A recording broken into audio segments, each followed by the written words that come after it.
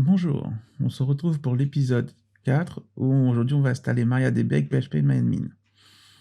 Même si j'installe MariaDB, ce que je vais écrire est valable aussi pour MySQL. Vous remplacez juste le mot MariaDB par MySQL. Donc nous allons commencer par installer MariaDB. Donc on va faire un sudo apt-get install MariaDB-serveur.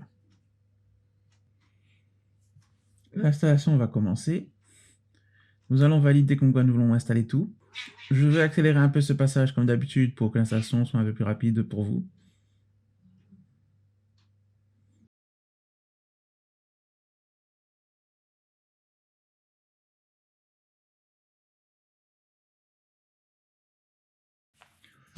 Je remarque que ma fenêtre est mal positionnée. Je vais la repositionner correctement. Donc je vais commencer par bien la remettre en haut correctement. Voilà. Je la redescends un peu. Je vais redescendre tout ce qu'il y a dans mon invité de commande un peu en bas. Voilà. Je vais faire un clear. Et on va pouvoir continuer. Maintenant que ça termine, nous allons lancer MariaDB en mode Secure Install. Ce qui va nous permettre de paramétrer certains paramètres de sécurité pour MariaDB. Pour ça, nous tapons donc MySQL Secure Installation. Même si vous êtes en train d'installer MySQL à la page de MariaDB, la commande restera la même. Il nous demande si on veut changer le mot de passe courant de route. Moi, je vais dire oui. Je vais définir un nouveau mot de passe pour le root.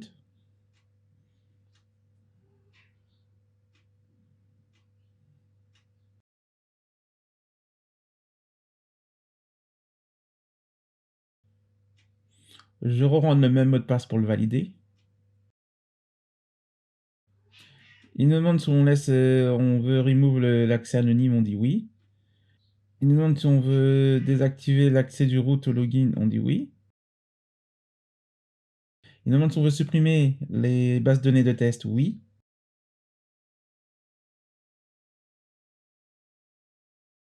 Il nous demande après si on veut recharger les privilèges, on dit oui. Et c'est fini. Maintenant on fait un clear et on récupère notre écran vide. Maintenant on va faire mysql-u root espace-p. En clair, cette commande, qu'est-ce qu'elle va faire? MySQL-u, c'est pour le -u, c'est pour donner l'utilisateur, ça sera root. -p, c'est pour dire qu'il y aura un mot de passe à taper. On fait entrer, on entre le mot de passe. Maintenant, on est connecté à la base de données et on va vérifier si on peut l'afficher. Donc, on va faire un show database. Bien sûr, on n'oublie pas le point virgule à la fin. Et voilà. Et nous voyons les infos de notre database. On va la quitter, exit, et on retourne sur notre panel de commande traditionnel. On clear pour remettre le panel de commande propre. Et maintenant, nous allons installer PHP-MyAdmin, qui va nous permettre d'avoir une interface au niveau de notre navigateur pour manager un peu la base de données. On va faire sudo apt-get install PHP-MyAdmin. L'installation commence, on lui dit oui, comme d'habitude. À un moment de l'installation, vous allez voir, il y a un panel qui va apparaître, qui va nous poser des questions. Nous allons devoir cocher des informations, donc nous allons voir qu'est-ce qu'on va cocher.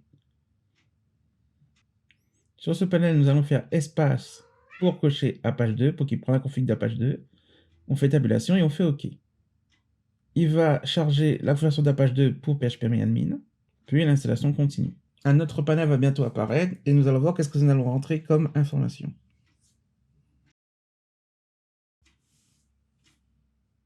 Sur ce panel, on va faire oui, donc on va valider yes.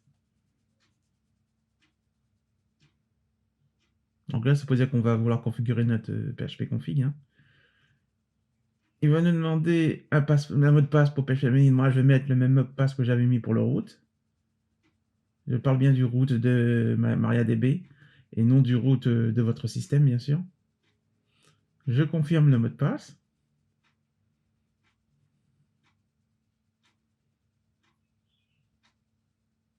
Apparemment, je me suis trompé. Je recommence. J'ai dû faire une erreur sur la deuxième saisie. Donc, je re-rentre le mot de passe que je désire. Je fais OK. Je rentre le second mot de passe. Et voilà, c'est fait. Maintenant, l'installation va se continuer et dès qu'elle sera terminée, nous allons configurer notre Apache 2 pour qu'il prenne en compte notre PHP admin correctement.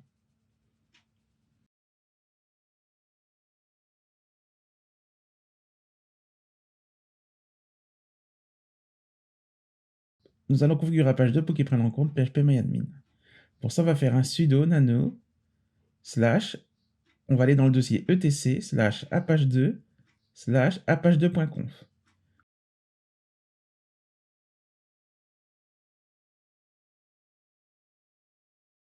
Nous allons partir tout en bas du fichier de configuration d'Apache 2 où on va rajouter une ligne.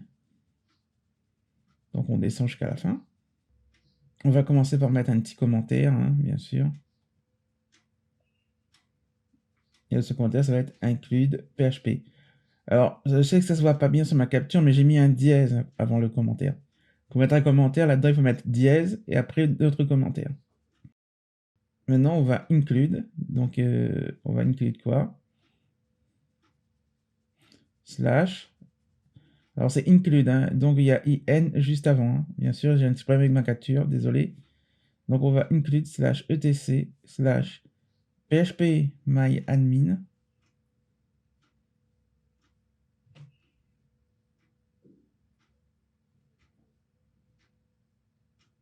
slash apache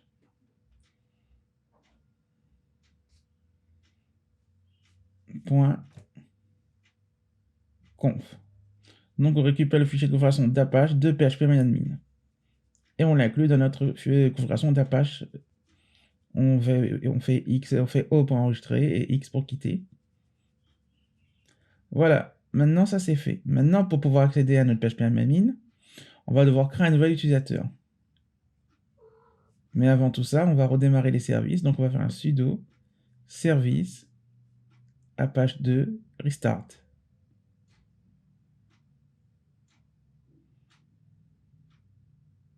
Faut qu'on redémarre le service parce qu'on a modifié le fichier de config d'Apache 2 bien sûr. Maintenant, on va aller cliquer notre interface et on va aller charger un nouvel utilisateur dans notre base de données parce qu'on a fait en sorte que le root ne soit pas accessible depuis l'extérieur. Donc on se retrouverait avec le cas où on ne pourrait pas accéder à phpMyAdmin avec l'utilisateur root. Donc on va créer un nouvel utilisateur qui aura les permissions de root pour phpMyAdmin. Donc on va faire mysql-u pour dire qu'il y aura le nom d'utilisateur. Nom d'utilisateur ça va être root-p pour dire qu'on va préciser un mot de passe. On entre le mot de passe qu'on a défini pour le root au début de notre installation de MariaDB. Et on va commencer à taper les commandes pour créer un nouvel utilisateur. Alors ces commandes sont un petit peu longues et un peu chiantes à écrire, mais ne vous inquiétez pas. Donc commencez par create,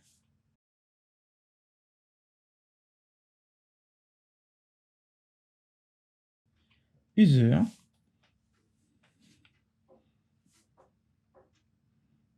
on va définir le nom de notre utilisateur, dans mon cas moi ça va être webmaster. Bien sûr vous pouvez mettre le nom que vous voulez, hein, et vous n'êtes pas obligé de mettre le même nom que votre utilisateur de session.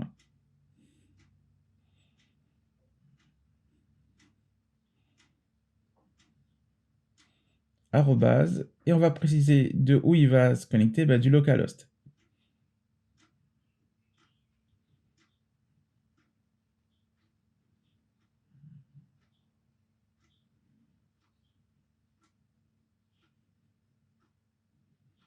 On va maintenant préciser l'identifiant. L'identifiant, c'est simplement le mot de passe qu'on va vouloir pour se connecter à notre base de données.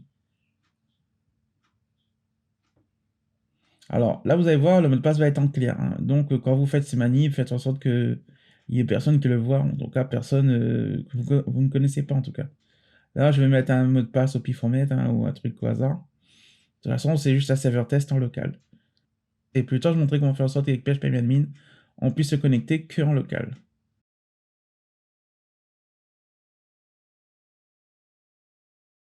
Maintenant, on fait entrer. On voit que la ligne a été créée. Il dit OK. On va maintenant lui donner la seconde ligne, où on va donner les privilèges à notre utilisateur. Donc ça va être grand all privilège.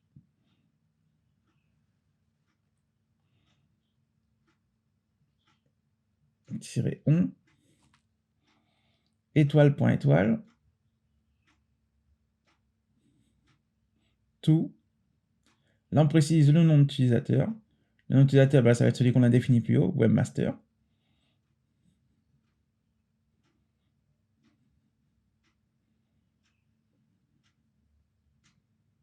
Arrobase, toujours localhost. Et voilà, on met un point virgule et on valide. Voilà, on a donné les privilèges, les grands privilèges à notre nouvel utilisateur. On va maintenant flush les privilèges. Encore, on va les recharger pour qu'ils prennent en compte notre modification.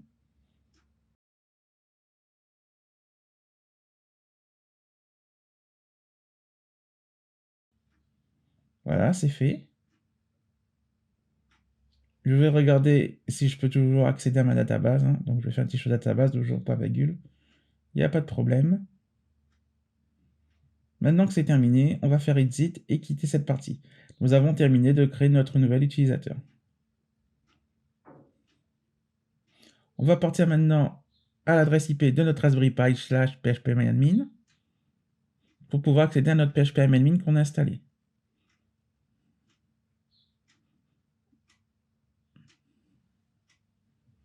On va lui donner les infos qu'on vient de rentrer pour notre nouvel utilisateur, donc utilisateur webroot, dans mon cas, le mot de passe que j'ai défini pendant l'installation, et je fais entrer. On voit que ça marche, j'accède bien à phpMyAdmin et je pourrais créer mes bases de données tranquillement. Voilà, la partie phpMyAdmin est terminée. L'installation de MariaDB de phpMyAdmin s'est faite sans encombre. La prochaine fois, nous allons voir comment installer un serveur FTP pour pouvoir accéder en FTP à notre serveur. Alors, vous allez me dire, oui, mais on peut accéder en SSH. Pourquoi installer un serveur FTP alors que même avec Filzilla, on pourrait utiliser un serveur SSH? Tout simplement parce que si vous, par exemple, vous décidez de mettre un exemple, hein, WordPress sur votre serveur, vous allez voir que quand vous allez vouloir télécharger des thèmes depuis WordPress ou des plugins, il va vous dire qu'il ne peut pas parce qu'il n'a pas un accès FTP pour pouvoir copier les dossiers qu'il télécharge sur le serveur. Donc, on va rajouter ce serveur FTP pour que les trucs comme WordPress ou PrestaShop ou autres puissent fonctionner correctement sur votre serveur. Bon, c'est tout pour aujourd'hui. On se revoit la prochaine fois pour l'installation du serveur FTP.